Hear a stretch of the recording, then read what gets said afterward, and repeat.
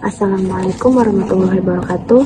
Perkenalkan, saya Putri Anggraini dengan NIM 250421153. Nah, di sini saya akan membacakan summary saya yang dimana dari video yang membahas tentang takdir dan ikhtiar. Nah, dari Quran surah Ar-Ra'd ayat 11 yang dimana Allah tidak akan merubah nasib suatu kaum sampai mereka sendiri yang merubahnya.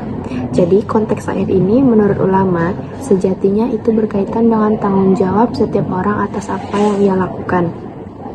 Nah, dalam konteks kedua, kalaupun dikatakan bahwa manusia itu harus berusaha untuk meraih kebahagiaannya, itu juga tidak salah selama kita memahami konsep takdir itu. Jadi, di dalam akidah Ahlus Sunnah wal Jamaah itu kita diminta untuk beriman kepada qada wal qadar. Qada wal qadar itu artinya apa? Nah, di mana qada itu adalah pengetahuan Allah dan Allah Maha Tahu, dan qadar adalah perwujudan dan pelaksanaan dari ketentuan Allah tersebut sesuai waktunya. Maka dalam Al-Quran juga dikatakan Allah itu ketika menciptakan itu juga qadaro.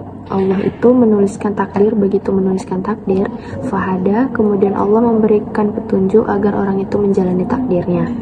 Nah, dalam hidup ini ada sesuatu yang bisa kita rencanakan dan ada juga sesuatu yang di luar kuasa kita.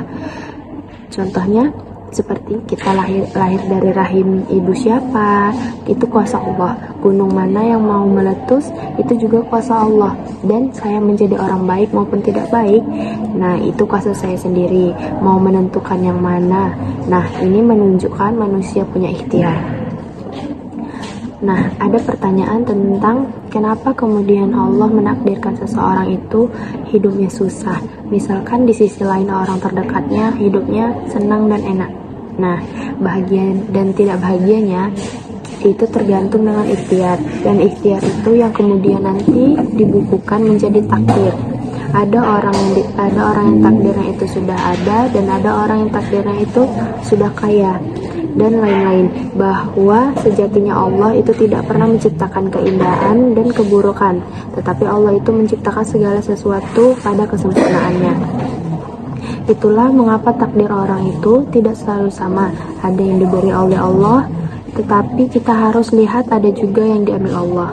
Nah, kemudian nikmat yang diberikan Allah itu terkait dengan perilaku manusia. Artinya, apabila kita berperilaku baik, maka nikmat yang Allah berikan akan lebih banyak. Begitu sebaliknya, jika kita berperilaku maksiat, maka nikmat tersebut akan dicabut oleh Allah. Nah, sekian catatan summary dari saya. Assalamualaikum warahmatullahi wabarakatuh.